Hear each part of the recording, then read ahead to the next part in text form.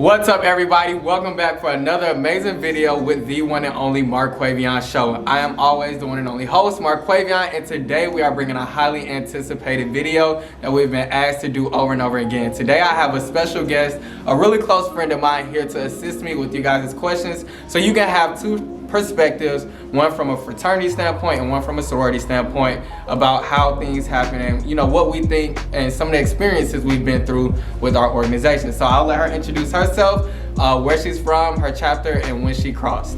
Hello, my name is Jada. You can follow me on Instagram at Jada Imani, spelled backwards, I-N-A-M-I. I crossed spring 19. I'm a part of the A to Me chapter of Alpha Kappa Alpha Sorority Incorporated. Beautiful. And just so you guys know, I am a member of the Powerful Pi Alpha chapter of Phi Beta Sigma Fraternity Incorporated. I also crossed spring 19 and we both attend Georgia State University. So for all of our GSU friends, please, we thank you guys for tuning in. So let's jump right into it. So you guys, we're talking about people who are and are not a part of NPHC organizations. And just so you guys are very, very clear on what we're talking about, we're specifically talking about NPHC organizations. So we're not speaking about Greek life at large. We're talking specifically the Divine Nine. All right, so our answers are speaking specifically to the Divine Nine. And we have a list of questions already curated. So we're gonna pretty much go down the line and speak exactly how we feel. And it's gonna be uncut, uncensored. So please, if you are sensitive, don't watch this or just go ahead and get off right now, because we're not sugarcoating. We're giving it to you how you guys want it. So without further ado, let's jump right into it. So question number one, what is your favorite memory with your line sisters? My favorite memory, I just remember we was in Florida. We was in Florida at, I think, SARC, and we won the step show.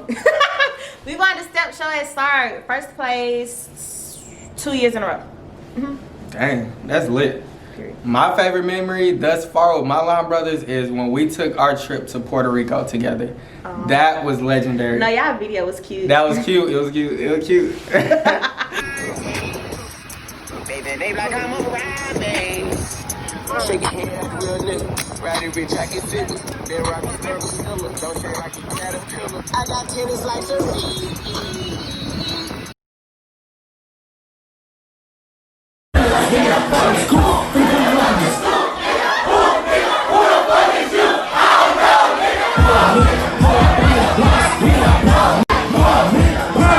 Nah, no cap. Me and my line brothers, we went to Puerto Rico, except my ace, man. But it is what it is. He was still there with us in spirit. Next question. What are some of the stereotypes towards your organization, and do any of those stereotypes apply to you? No. I don't think any of the, well, I'm pretty, obviously. But other than that, like, people think we're very, like, stuck up and, like, bougie, and I'm not bougie at all. I'm not stuck up at all. I think I'm so, like, easygoing, and yeah. What's y'all stereotypes? The stereotypes for Sigmas, first of all, I don't like y'all, because y'all weird. It's y'all think we wear, like, y'all think we're lame. No, and I'm just saying what I've heard. Lame, nerdy, I'll take that one. You need your brains in college. Country, like we wear cargo shorts and like t-shirts. So like just some of those things, I don't fit none of those stereotypes, clearly. Let's keep it going. Is there really, oh my God, is there really beef amongst NPHC organizations? So is there really beef amongst the fraternities, and is there beef amongst the sororities? I'm gonna answer that, and I'm gonna answer it completely honest. The beef don't exist. You create the beef based on what other people plant inside of your head. Now, I will say this. Beefs do exist amongst different organizations.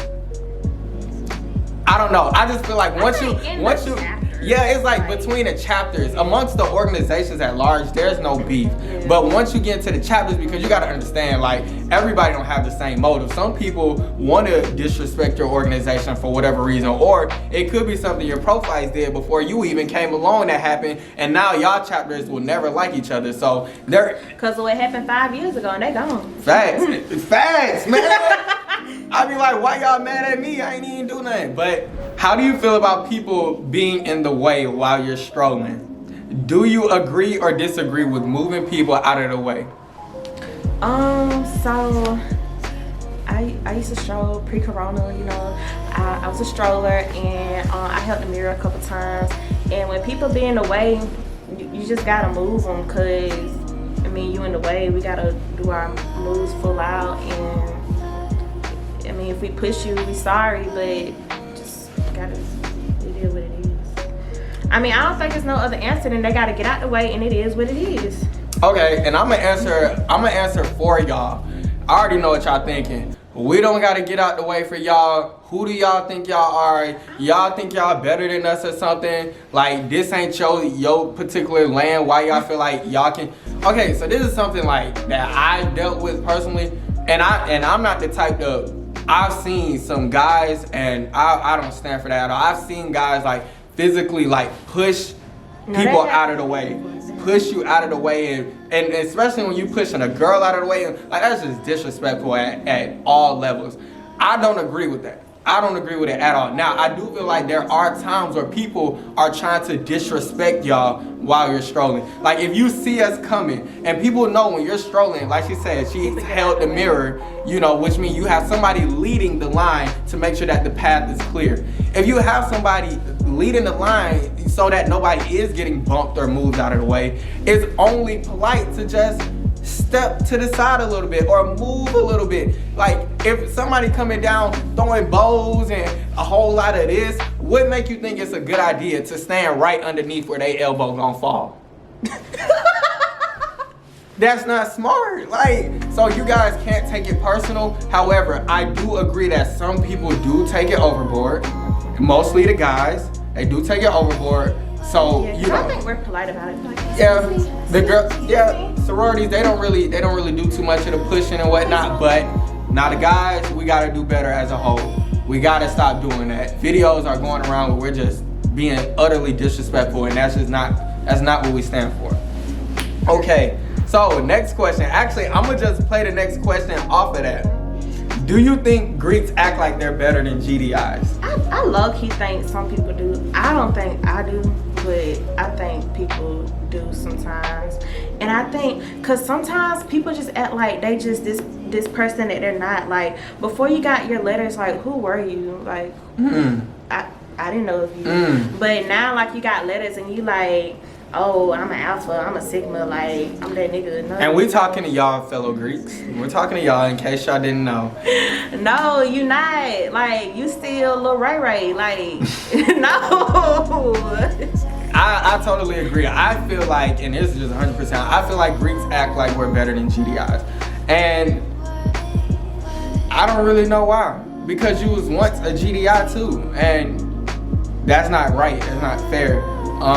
I feel like if somebody's interested in your organization, you owe them the same respect that somebody gave you when you was interested. So I do feel like Greeks act like they're better than GDIs, but I don't agree with it at all. Yeah. So. And like me, I try to give people the benefit of the doubt, because some people just don't know. Like, some people don't have Greek in their family. Like, they literally don't know. So I think you just have to give people the benefit of the doubt and don't try to act like you better than anybody just because, like, of where you are now.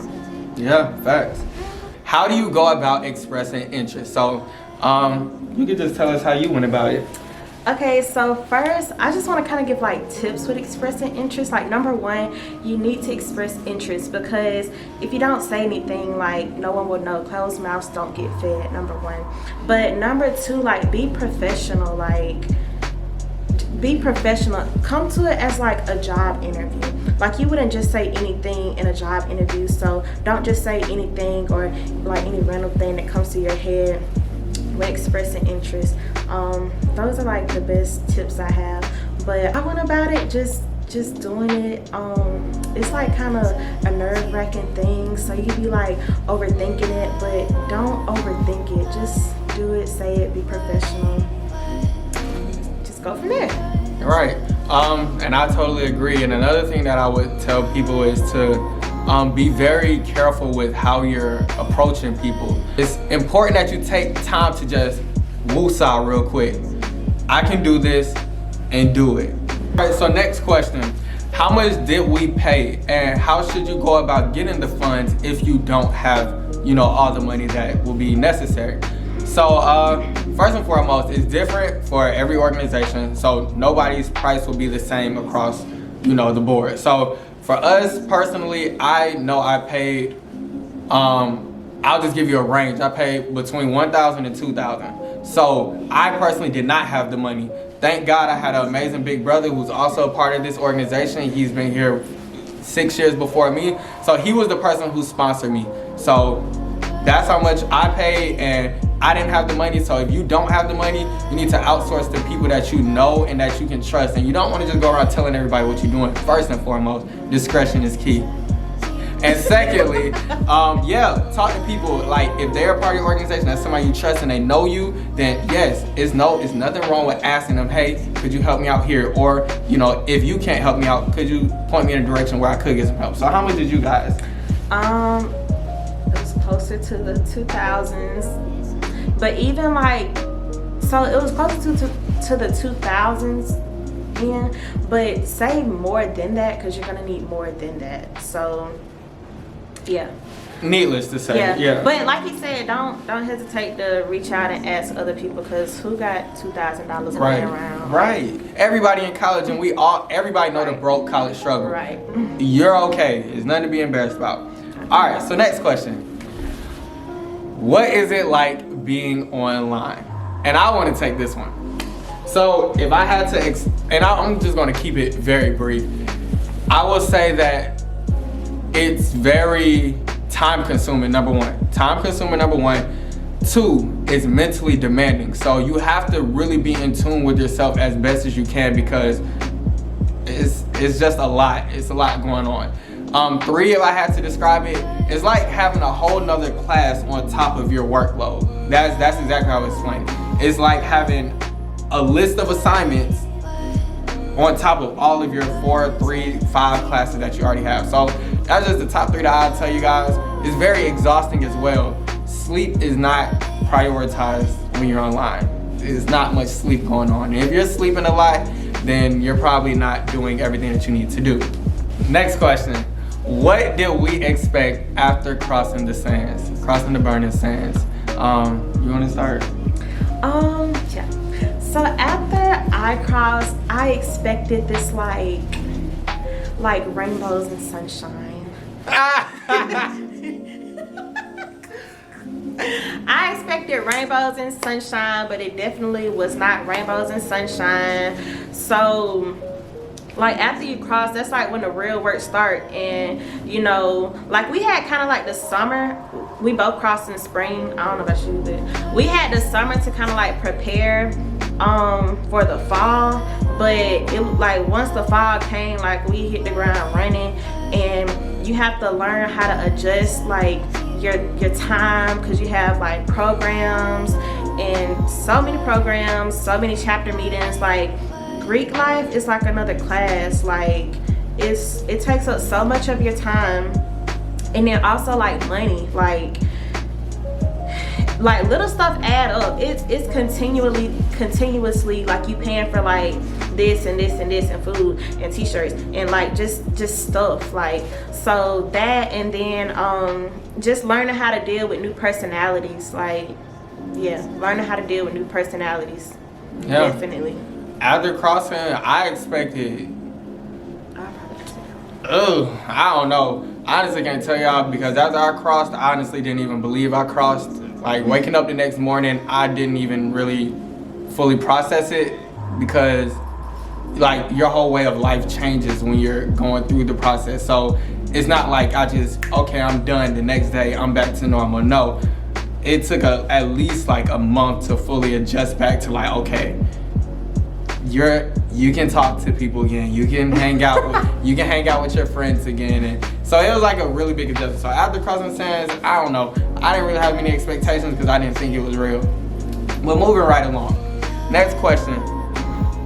What are some of the challenges adapting to your line brothers and line sisters? Now that's a good one. That's a good one. I'll start that one. I'll let her get her thoughts together. So a lot of the challenges is, first and foremost, like she already said, it's so many personalities. So my line particularly, it was only 5 of us. So it's not that many different people. And guys aren't, as society say, as difficult as girls, but guys are just as difficult. So the challenge was trying to understand who you were talking to, because you can't talk to everybody the same way.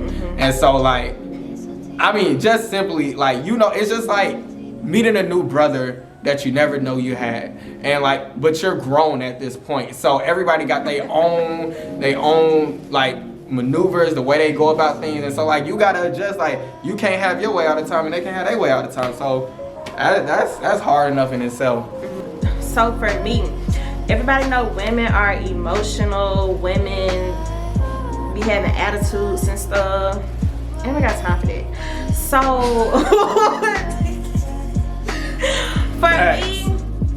for me, I'm very straightforward and honest. I don't really sugarcoat things. I'm gonna tell you how it is.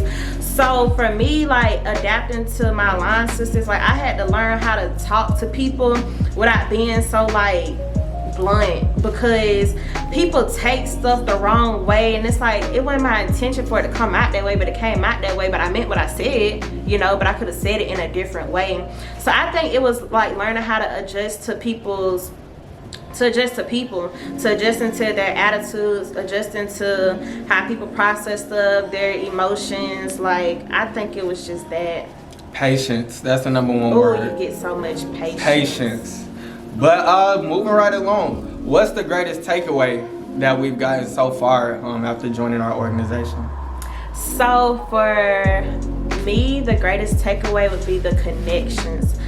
You get so many connections, and you can network with so many people. For example, I done got jobs through being a member of Alpha Kappa Alpha. It's just so much the connections in the network. Period. For me, I'll definitely say the brotherhood. And first of all, y'all gonna be these some cliche answers. So let me go ahead and set the record straight. They're cliche because they're true. And that's just what it is. So for me, it's the brotherhood. I love my line brothers to death. I wouldn't. And it was just the other day we was talking. We was just how did us 5 out of all the 50,000 plus students at our school get chosen to be together? Wow. And it's it make you want to drop a tear. So the brotherhood to me is everything. And then my chapter, you just really start meeting people, and you got people looking out for you. So brotherhood, hands down. Now the best moment be I prayed for this and now it's happening. Right after you cross your facts. I prayed for this and now it's happening. And it's starting to come into fruition. So yeah, that's my biggest one. A good one. What is something that disappointed you after joining your organization? I would say something that disappointed me after joining my organization was being able dealing with people, because it's once you become Greek, I may meet a girl and I might think she's so cool, we should hang out. Then come to find out, she just talking to you because of your lips. It's it's hard. No, it's hard for real. It's hard to distinguish whether people are genuinely wanting to talk to you and form a relationship with you, or if they're just talking to you to get to where you want to be, and then they're gonna drop you. For me, what was disappointing is not seeing, specifically, I'm speaking from my perspective, when you see how people work when they're online, it's dang, you're giving it your all, 110%. I just know when we finish, we're gonna take over the world with this type of effort. So what disappointed me was not seeing the same hunger that you had when you were online trying to get these letters. So that was my biggest disappointment. We was hungry then, but why we not as hungry now? So Ooh. Yeah, we got a little food. We ate too much. So, no, we ain't gained no weight. All right, so next question. So what is your least favorite thing about Greek life? I have something. My least favorite thing about Greek life is the division and unity. I feel like sometimes people allow these false beefs to really get in the way of real relationships that can form. Like, these created beefs be stopping you from this could really be somebody you could connect with, and like this could really be a genuine good relationship, but we're allowing these false beefs to dictate how we encounter those in other organizations. So that's what I hate. I hate it, bottom line. I don't dislike nobody in a fraternity. Who cares about the beefs? Like, you a man, I'm a man. You know, as long as you respect me, I'm gonna respect you. What you think? What I dislike the most is that sometimes it's just like you have to be a certain way and portray yourself to be a certain way sometimes that you're really not. Yeah, and that's facts. Mm-hmm. That's facts, because the first thing that's gonna happen, she did that and she a AKA. Yep. That's the first thing people say. Mm-hmm. So I agree with you. If you post something on Instagram, are you current chapter? Like, okay, yeah, that can go all day. What is something you wish you knew prior to joining your organization? I think I wish I knew how much time it take. Like, it take up so much time. It's literally so much to be done. Like, it's so much you have to do, and it just takes a lot of time. So I think I just really knew, like, I wish I for real knew like how much has to be done and like the amount of time you have to give towards stuff. Yeah, and I wish I knew like the negative outlook people will have on you for being Greek. Like, people will attach these negative things to you that aren't even there. They don't even know the first thing about you, but they are automatically like think of you a certain way, and that ties back into the stereotypes. So that was something I really wish I knew, and I'm not gonna go too specific, but people will really say some bad things about you for no reason just because you're wearing a certain color with those letters. And that's I don't know. That's really it. That's all the questions we got, man. For you guys in the watching the video at home or wherever you at, if you want a part 2, or if you want like specific things answered, like a specific topic answered, drop that in the description, or I'm sorry, in the comments below. Like this video if y'all feel like we hit it on the head, because I done seen some videos where people be capping, they be lying, they be saying what people want to hear. So if y'all feel like we ain't really sugarcoat or nothing like that, leave a like, subscribe of course, because I'm not doing this that many more times anyway, but for y'all, I'll do it some more. So if y'all want to see more content about Greek life and, you know, all the things that go along with it, subscribe, let me know in the comments, like. Once again, it's your boy Marquavion. Be sure to connect with me on Instagram at marquay.divine. I'm gonna have that right here. And if you guys want to connect with my girl Jada, her name is at jada.imani, backwards INAMI. All right, and we will be back with you guys whenever you let us know you want us back. Thank you and peace out.